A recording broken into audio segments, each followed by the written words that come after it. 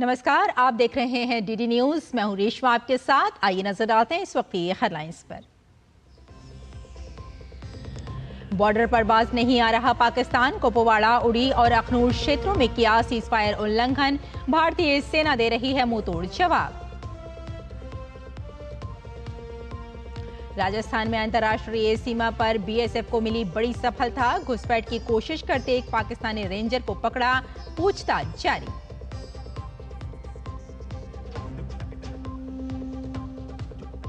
कड़ी सुरक्षा के बीच आज देश भर में होगी नीट यूजी परीक्षा। 22,70,000 से अधिक अभ्यर्थियों ने कराया है पंजीकरण। एनटीए ने अफवाहों और भ्रामक सूचनाओं से सावधान रहने की दी सलाह।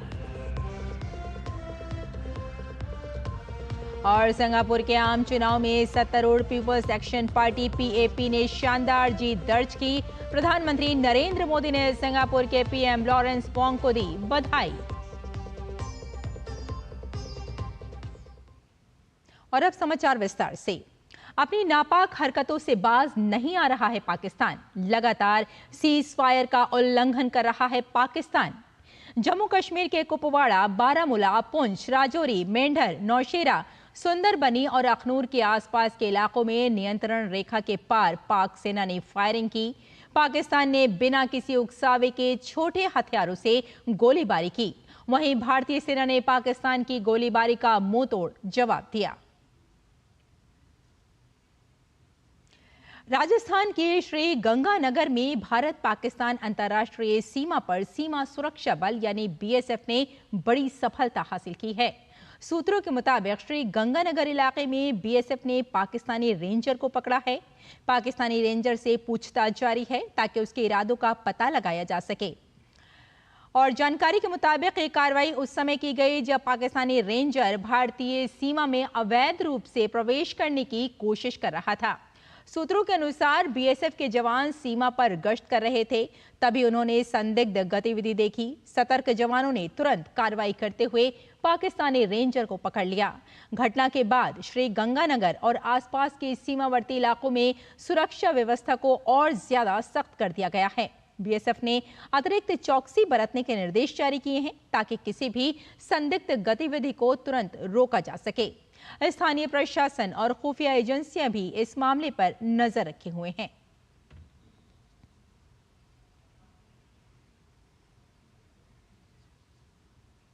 भारत ने रक्षा क्षेत्र में एक और महत्वपूर्ण उपलब्धि हासिल की है। डीआरडीओ ने स्ट्रेटोस्फेरिक एयरशिप प्लेटफॉर्म का पहला सफलतापूर्वक उड़ान परीक्षण किया है। ये उड़ान परीक्षण मध्य प्रदेश के श्योपुर परीक्षण स्थल से किया गया। इसे सेना की निगरानी क्षमताओं को बढ़ाने के लिए विकसित किया जा रहा है। फिलहाल दुनिया के बहुत कम देशों ने ये उपलब्धि हासिल की है। आगरा स्थित aerial delivery research and development establishment द्वारा विकसित इस एयरशिप प्लेटफॉर्म को लगभग 17 किलोमीटर की ऊंचाई पर पेलोड के साथ प्रक्षेपित किया गया। ऑनबोर्ड सेंसर से डेटा प्राप्त किया गया। इसका उपयोग भविष्य में ऊंचाई वाले हवाई जहाजों की उड़ानों के लिए उच्च गुणवत्ता वाले सिमुलेशन मॉडल के विकास के लिए किया जाएगा।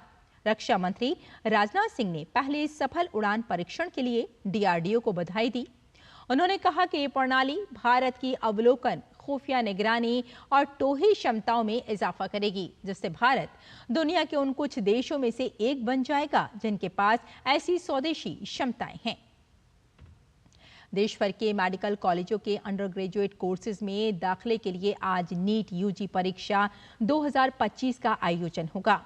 परीक्षा का आयोजन नेशनल टेस्टिंग एजेंसी यानी एनटीए कर रहा है। इस बार परीक्षा के लिए 22,70,000 से अधिक अभ्यर्थियों ने पंजीकरण कराया है। नीट परीक्षा के लिए 500 से अधिक शहरों में 5,453 परीक्षा केंद्र बनाए गए हैं। पिछले साल नीट यूजी परीक्षा में गड़बड़ियों की शिकायतें सामने आने के बाद एनटीए ने इस बार सुरक्षा के पुख्ता इंतजाम किए हैं। इस बार 90% से अधिक परीक्षा केंद्र सरकारी स्कूलों, कॉलेजों और विश्वविद्यालयों में बनाए गए हैं। इन केंद्रों की जिला, राज्य और केंद्र स्तर पर त्रिस्तरीय निगरानी की जाएगी। प्रश्न पत्र और ओएमआर शीट पुलिस एस्कॉर्ट के बीच परीक्षा केंद्रों तक पहुंचाए जाएंगे और हर परीक्षा केंद्र के निरीक्षण के लिए ड्यूटी मजिस्ट्रेट की तैनाती की जाएगी। परीक्षा के पहले, परीक्षा के दौरान या बाद में किसी भी प्रकार के कदाचार में लिप्त अभ्यर्थियों के खिलाफ सख्त कार्रवाई की जाएगी। कदाचार में लिप्त अभ्यर्थियों को 3 साल तक एनटीए द्वारा आयोजित परीक्षाओं में शामिल होने से रोका जा सकता है। साथ ही सार्वजनिक परीक्षाओं अनुचित साधनों की रोकथाम अधिनियम 2024 के तहत भी उनके खिलाफ आपराधिक और कानूनी कार्रवाई की जाएगी। एजेंसी ने अफवाहों और भ्रामक सूचनाओं से सावधान रहने की सलाह दी है। नेशनल टेस्टिंग एजेंसी ने नीट यूजी 2025 के बारे में अफवाहों और भ्रामक सूचनाओं से सावधान रहने की सलाह दी। वहीं एनटीए ने परीक्षा से संबंधित भ्रामक और झूठी जानकारी फैलाने वाले 165 से अधिक टेलीग्राम चैनलों और 32 से ज्यादा इंस्टाग्राम अकाउंट्स के खिलाफ कार्रवाई की है। ये कार्रवाई एनटीए की सस्पिशियस क्लेम्स पोर्टल पर प्राप्त शिकायतों के आधार पर की गई है। ये कार्रवाई गृह मंत्रालय के अंतर्गत भारतीय साइबर अपराध समन्वय केंद्र के साथ मिलकर की गई है। एनटीए ने सभी छात्रों और उनके अभिभावकों से अपील की है कि वो किसी भी अनधिकृत व्यक्ति या संस्था के झांसे में न आएं। परीक्षा या दाखिले को प्रभावित करने का दावा करने वाले मध्यस्थों से दूर रहें। केवल एनटीए की आधिकारिक वेबसाइट पर दी गई जानकारी पर ही विश्वास करें। एनटीए ने कहा कि जो भी व्यक्ति या समूह छात्रों को धोखे में रखकर मेडिकल सीट दिलाने का झूठा वादा करेगा, उसके खिलाफ public examination unfair means prevention act के तहत सख्त कार्रवाई की जाएगी। आगे बढ़ते हैं। पश्चिम बंगाल के दीघा में बने जगन्नाथ मंदिर के नाम को लेकर विवाद अब गहराता जा रहा है। बीजेपी नेता शुवेंदु अधिकारी ने मंदिर से जुड़ी आपत्तिजनक गतिविधियों की कड़ी निंदा करते हुए ओडिशा के मंत्री पृथ्वीराज हरिचंदन द्वारा शुरू की गई जांच का स्वागत किया है। उनका आरोप है कि सेवकों की संदिग्ध भूमिका और पवित्र नीम की लकड़ी के दुरुपयोग ने जगन्नाथ संस्कृति की गरिमा को ठेस पहुंचाई है। साथ ही उन्होंने पश्चिम बंगाल सरकार पर निशाना साधते हुए कहा कि दीघा परियोजना को कागजों में सांस्कृतिक केंद्र बताया गया है, लेकिन प्रचार में जगन्नाथ मंदिर कहकर भक्तों को गुमराह किया जा रहा है। शुवेंदु का कहना है कि धाम का धार्मिक महत्व है और पुरी की तरह सिर्फ 4 धाम ही मान्य हैं। दीघा को धाम कहना धार्मिक आस्था के साथ छल है। और उत्तर प्रदेश में काशी के रहने वाले योग गुरु पद्मश्री शिवानंद बाबा का बीती रात काशी में निधन हो गया। स्वामी शिवानंद बाबा पिछले कुछ दिनों से बीमार चल रहे थे। सांस की समस्या के बाद इन्हें बीएचयू में भर्ती कराया गया था, जहां करीब 125 साल की उम्र में शिवानंद बाबा ने अंतिम सांस ली। शिवानंद बाबा का अंतिम संस्कार काशी के हरिश्चंद्र घाट पर सोमवार को किया जाएगा। फिलहाल बाबा के पार्थिव शरीर को शिष्यों और जनता के अंतिम दर्शन के लिए रखा गया है। बता दें कि भारत सरकार ने 21 मार्च 2022 को इन्हें पद्मश्री सम्मान से सम्मानित किया था। शिवानंद बाबा को योग साधना, सादा जीवन और ब्रह्मचार्य जीवन के लिए जाना जाता है। प्रधानमंत्री नरेंद्र मोदी ने पद्मश्री बाबा शिवानंद के निधन पर शोक व्यक्त किया है। पीएम मोदी ने सोशल मीडिया प्लेटफॉर्म एक्स पर तस्वीर साझा कर लिखा कि योग साधक और काशी निवासी शिवानंद बाबा जी के निधन से अत्यंत दुख हुआ है। योग और साधना को समर्पित उनका जीवन देश की हर पीढ़ी को प्रेरित करता रहेगा। योग के जरिए समाज की सेवा के लिए उन्हें पद्मश्री से सम्मानित भी किया गया था। शिवानंद बाबा को शिवलोक प्रयाण हम सब काशी वासियों और उनसे प्रेरणा लेने वाले करोड़ों लोगों के लिए अपूरणीय क्षति है। मैं इस दुख की घड़ी में उन्हें श्रद्धांजलि अर्पित करता हूं।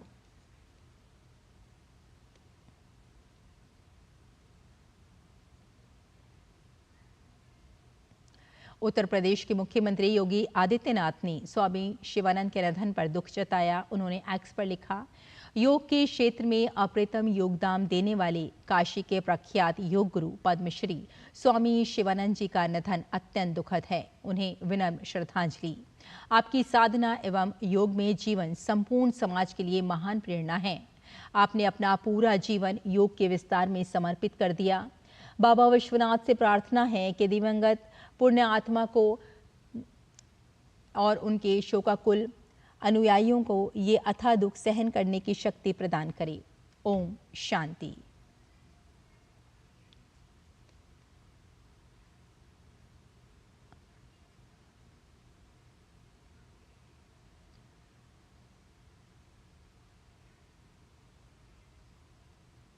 उत्तर प्रदेश के मुख्यमंत्री योगी आदित्यनाथ ने लखनऊ स्थित अपने आवास पर जनता दर्शन के दौरान लोगों की समस्याएं सुनी और अधिकारियों को उनके समाधान के निर्देश दिए।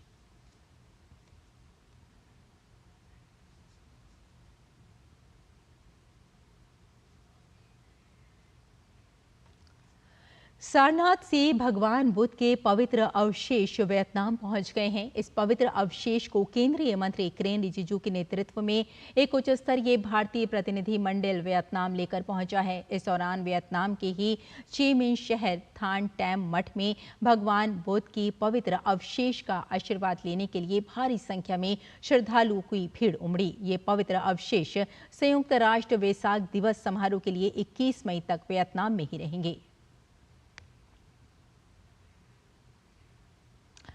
और केंद्रीय मंत्री किरेन रिजिजू ने वियतनाम के हनोई में ट्रूक लैम बौद्ध मठ का दौरा किया। इसे लेकर किरेन रिजिजू ने सोशल मीडिया प्लेटफॉर्म एक्स पर तस्वीरें और वीडियो साझा कर लिखा, आध्यात्मिक यात्रा के पड़ाव में ट्रूक लैम बौद्ध मठ का दौरा किया, जो एक सर्वोच्च ध्यान केंद्र के रूप में प्रसिद्ध है।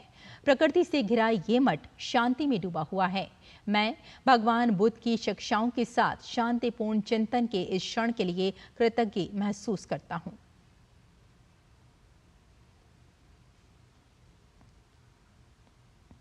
और आइए अब बात करते हैं वेव्स 2025 की।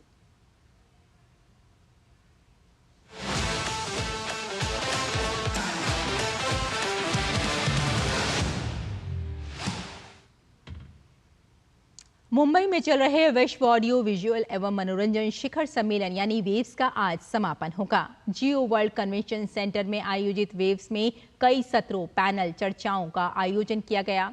1 मई से शुरू हुए इस शिखर सम्मेलन में देश और दुनिया की दिग्गज हस्तियां शामिल हुईं। मनोरंजन जगत के कई चर्चित चेहरे भी इस समिट का हिस्सा बने। 60 से अधिक देशों के प्रतिनिधि मंडल ने इसमें हिस्सा लिया। वेव्स के माध्यम से भारत के मीडिया और मनोरंजन उद्योग को नई ऊंचाइयां मिली। साथ ही भारत की रचनात्मक और सांस्कृतिक क्षमताओं को वैश्विक मंच पर प्रस्तुत करना, तकनीकी नवाचार को प्रोत्साहित करना और मीडिया एवं मनोरंजन उद्योग में भारत को एक वैश्विक शक्ति के रूप में स्थापित करने पर फोकस किया गया। वेव्स के माध्यम से भारतीय और वैश्विक हितधारकों के बीच ज्ञान का आदान प्रदान, संवाद और सहयोग को बढ़ावा मिला। शिखर सम्मेलन में आज BFX फिल्मों में संबंधित मास्टर क्लास होगी। साथ ही changing dynamics of AVGC XR sector in AI era विषय पर चर्चा की जाएगी। इसके अलावा digital sculpting and film making using mobile कैमरे पर वर्कशॉप का आयोजन किया जाएगा।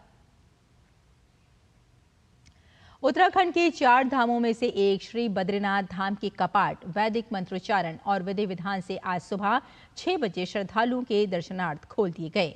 बाबा बद्रीनाथ के जयकारों के साथ हजारों भक्त इस अद्भुत पल के साक्षी बने। श्री बद्रीनाथ धाम को भगवान विष्णु का निवास स्थान माना गया है। ये भी मान्यता है कि बद्रीनाथ धाम में भगवान विष्णु 6 माह निद्रा में रहते हैं और 6 महीने जागते हैं तथा सृष्टि का कार्यभार संभालते हैं।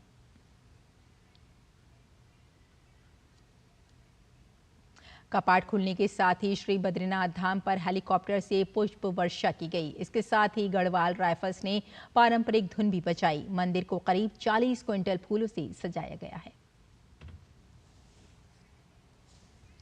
श्री बद्रीनाथ धाम पर हेलीकॉप्टर से आप देख रहे हैं कि पुष्प वर्षा की गई थी और यहाँ पर श्रद्धालुओं का जो जत्था पहुंचा है वो वाकई देखने लायक था और बहुत ही खूबसूरत तरीके से फूलों से इसे सजाया गया था। और जैसे कि अभी हमने आपको बताया कि तकरीबन 40 क्विंटल फूलों से बद्रीनाथ धाम को सजाया गया, जो देखने में बेहद मनमोहक दृश्य था। वाकई इन फूलों की महक से देखा जाए तो सभी श्रद्धालु वहां बेहद अच्छा एहसास कर रहे थे। बद्रीनाथ धाम पर पुष्प वर्षा की गई हेलीकॉप्टर के जरिए। आज सुबह इसके कपाट खोले गए और वहां ज़्यादा से ज़्यादा श्रद्धालु पहुंचे और बहुत सुंदर तरीके से फूलों से इसके कपाट को इसको सजाया गया ताकि सभी जितने भी मां श्रद्धालु थे उनको अच्छा एहसास हो सके। आगे बढ़ते हैं। इस अवसर पर स्थानीय महिलाओं ने झोड़ा नृत्य कर मंगल कामनाएं की। झोड़ा उत्तराखंड का एक लोक नृत्य है।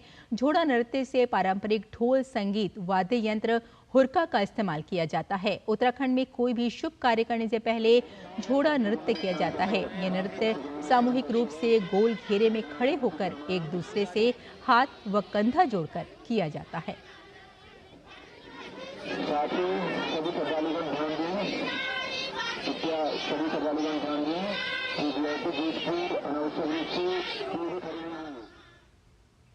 उत्तराखंड के मुख्यमंत्री पुष्कर सिंह धामी ने श्री बद्रीनाथ धाम में पूजा अर्चना की और भगवान बद्री विशाल का आशीर्वाद लिया।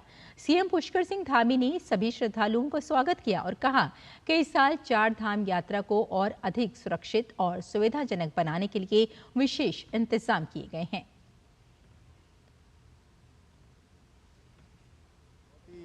शुभ दिन है और भगवान बद्री विशाल के कपाट आज खुल रहे हैं।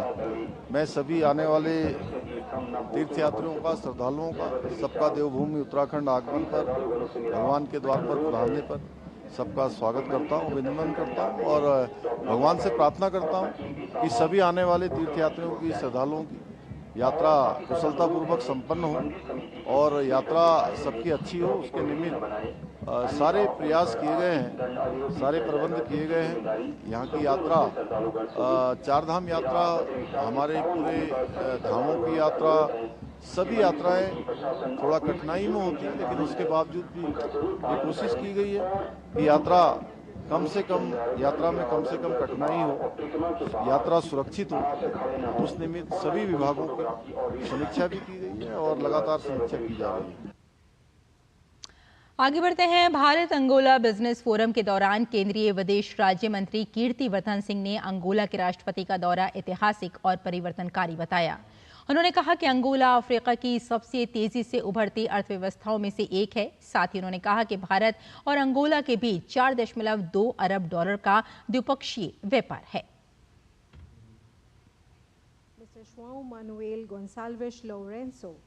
With the diversification of its economy, modernization of infrastructure, and improving the ease of doing business, Angola has strengthened its presence on the global stage. Our bilateral relations are underpinned by a vibrant energy partnership, and bilateral trade between our two countries has been growing and reached $4.2 billion in the 2023 and 24 period. Angola is now the 123rd member of the International Solar Alliance, and the Government of India has approved a line of credit of $200 million for further strengthening our defense and security cooperation. वहीं Angola के राष्ट्रपति Lourenço ने कहा कि भारत और Angola के बीच गहरी राजनीतिक प्रतिबद्धता है और दोनों देश मिलकर आगे बढ़ना चाहते हैं। उन्होंने कहा कि भारत को जेनेरिक दवाओं के क्षेत्र में विशेषज्ञता हासिल है और कृषि क्षेत्र में अंगोला के पास अपार भूमि है, जिससे इन क्षेत्रों में सहयोग को नई गति मिल सकती है। और देश भर के करोड़ों मतदाताओं के लिए चुनाव आयोग चुनाव अधिकारियों और राजनीतिक दलों के लिए एक बड़ा डिजिटल बदलाव करने जा रहा है। आयोग जल्द ही ECI NET नाम से एक सिंगल प्लेटफॉर्म ऐप लॉन्च करेगा, जो चुनाव संबंधी सभी सेवाओं को एक जगह पर उपलब्ध कराएगा। यह ऐप चुनाव आयोग की मौजूदा 40 से अधिक मोबाइल और वेब एप्लीकेशनों का एकीकृत कर देगा। इसमें सिविल ऐप और voter helpline app, voter turn out app जैसी ऐप्स शामिल हैं। इस कदम का उद्देश्य नागरिकों, चुनाव अधिकारियों, राजनीतिक दलों और नागरिक समाज के लिए एक सुगम, एकीकृत और उपयोगकर्ता अनुकूल अनुभव प्रदान करना है। चुनाव आयोग का कहना है कि प्लेटफॉर्म मुख्य निर्वाचन आयुक्त ज्ञानेश कुमार की परिकल्पना है। ये प्लेटफॉर्म 100 करोड़ से अधिक मतदाताओं और 10.5 लाख से अधिक BLO, 15 lakh BLA, 45 lakh polling officials, 15,597 AERO, 4,123 ERO और 767 DEO को लाभ पहुंचाएगा। श्रीनगर से आज हज यात्रियों का पहला जत्था मक्का के लिए रवाना होगा। श्रद्धालु भारी उत्साह और आध्यात्मिक उल्लास के साथ श्रीनगर के हज हाउस में एकत्रित हुए, जहां से उन्हें श्रीनगर अंतर्राष्ट्रीय हवाई अड्डे के लिए रवाना किया गया।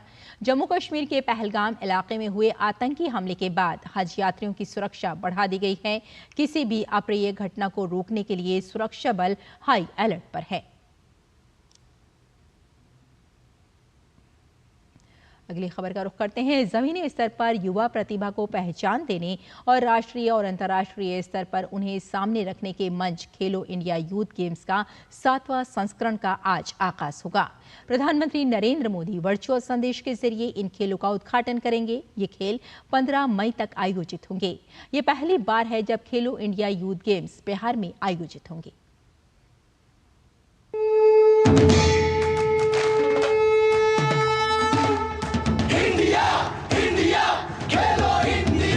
खेल के रंग बिहार के संग, इसी तर्ज पर खेलो इंडिया यूथ गेम्स बिहार में अपने विस्तार का नया अध्याय लिखने के लिए तैयार है। खेलो इंडिया यूथ गेम्स के 7वें संस्करण का उद्घाटन 4 मई को पाटलिपुत्र में होगा। ये पहली बार है जब बिहार इन खेलों की मेजबानी करेगा। इन खेलों में देश भर के युवा एथलीट अपनी प्रतिभा का प्रदर्शन करेंगे। वहीं मेजबानी के लिए बिहार राज्य के 5 शहर सामने होंगे। ये खेल बिहार की राजधानी पटना समेत राजगीर, गया, भागलपुर और बेगूसराय में आयोजित होंगे। वहीं निशानेबाजी, जिम्नास्टिक और ट्रैक साइकिलिंग के इवेंट दिल्ली में होंगे। इन खेलों में करीब 10,000 से ज्यादा एथलीट नजर आएंगे।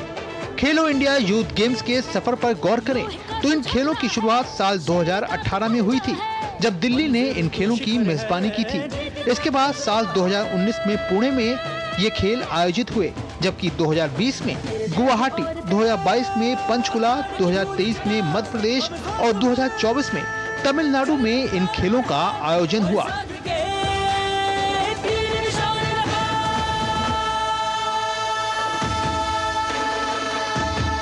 खेलो इंडिया कार्यक्रम दरअसल वो नीति है जो जमीनी स्तर पर न केवल खिलाड़ियों को सींचने का काम करती है, बल्कि राष्ट्रीय स्तर के लिए उन्हें एक आकार भी देती है।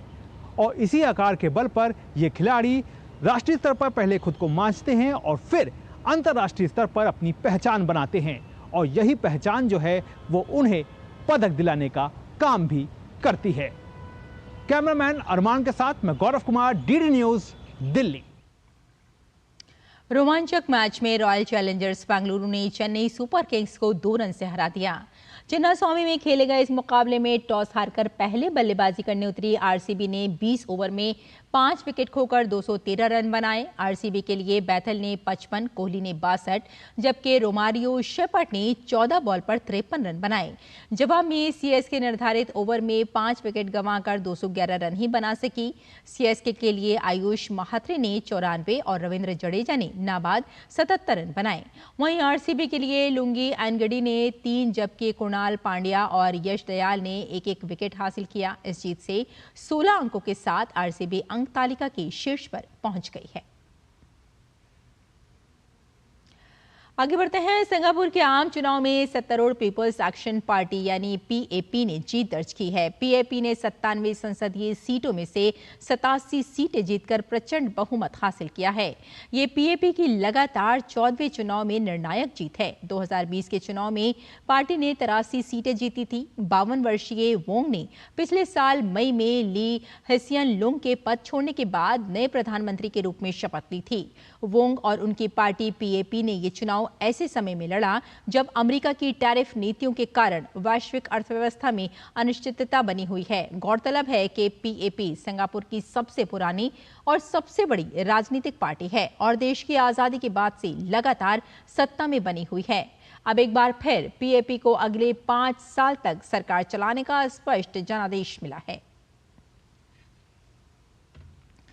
सिंगापुर आम चुनाव में पीपल्स एक्शन पार्टी यानी पीएपी ने जीत दर्ज की है। पीएपी के शानदार जीत दर्ज करने पर प्रधानमंत्री नरेंद्र मोदी ने लॉरेंस वैंग को बधाई दी है। उन्होंने सोशल मीडिया एक्स पर लिखा है कि आम चुनावों में आपकी शानदार जीत पर हार्दिक बधाई। भारत और सिंगापुर के बीच एक मजबूत और बहुआयामी साझेदारी है जो लोगों के बीच घनिष्ठ संबंधों पर आधारित है। मैं हमारी व्यापक रणनीतिक साझेदारी को और आगे बढ़ाने के लिए आपके साथ मिलकर काम जारी रखने के लिए तत्पर हूं। वॉरेन बफे ने घोषणा की है कि वे इस साल के अंत में बर्कशायर हैथवे के सीईओ पद से सेवानिवृत्त हो जाएंगे। कंपनी की कमान अब 62 वर्षीय वर्तमान उपाध्यक्ष ग्रेग एबल को सौंपी जाएगी। 94 साल के बफे ने बर्कशायर हैथवे को $1.16 ट्रिलियन की कंपनी में बदल दिया। उन्होंने बताया कि नेब्रास्का के ओमाहा में कंपनी की वार्षिक बैठक में अपने निर्णय की घोषणा की। बर्कशायर हैथवे के पास 60 से अधिक कंपनियां हैं जिनमें गीको, ड्यूरेसेल और डेयरी क्वीन शामिल है। Apple, Coca Cola, bank of America और अमेरिकन एक्सप्रेस सहित अन्य भी इसकी महत्वपूर्ण हिस्सेदारी है। और मौसम की बात की जाए तो देश के कई राज्यों में मौसम लगातार बदल रहा है। इस समय कई राज्यों में मध्य दर्ज से लेकर भारी बारिश हो रही है। मौसम विभाग के मुताबिक दिल्ली, उत्तर प्रदेश, हरियाणा और पंजाब में आज धूल भरी आंधी और हल्की बारिश हो सकती है। इस बीच मौसम विभाग ने 6 मई तक पूर्वी और मध्य भारत में गरज के साथ तेज हवा और बारिश का अनुमान जताया है। वहीं उत्तर पश्चिम भारत में 7 मई तक गरज के साथ धूल भरी आंधी और बारिश होने की संभावना जताई गई है, जिसे लेकर मौसम विभाग ने अलर्ट जारी किया है। इसके साथ ही आज बिहार, झारखंड, ओडिशा, पश्चिम बंगाल और सिक्किम में गरज के साथ हल्की बारिश होने का अनुमान है। इधर ओडिशा में ओलावृष्टि और भारी बारिश का भी अलर्ट जारी किया गया है, जबकि दक्षिण भारत के राज्य कर्नाटक, आंध्र प्रदेश, तेलंगाना, केरल, तमिलनाडु, पुडुचेरी और आसपास के क्षेत्रों में अगले 7 दिनों तक गरज के साथ बारिश का पूर्वानुमान है। तो हमारे इस बुलेटिन में फिलहाल इतना ही, लेकिन डीडी न्यूज़ पर खबरों का सिलसिला जारी रहेगा। अनुमति दें। नमस्कार।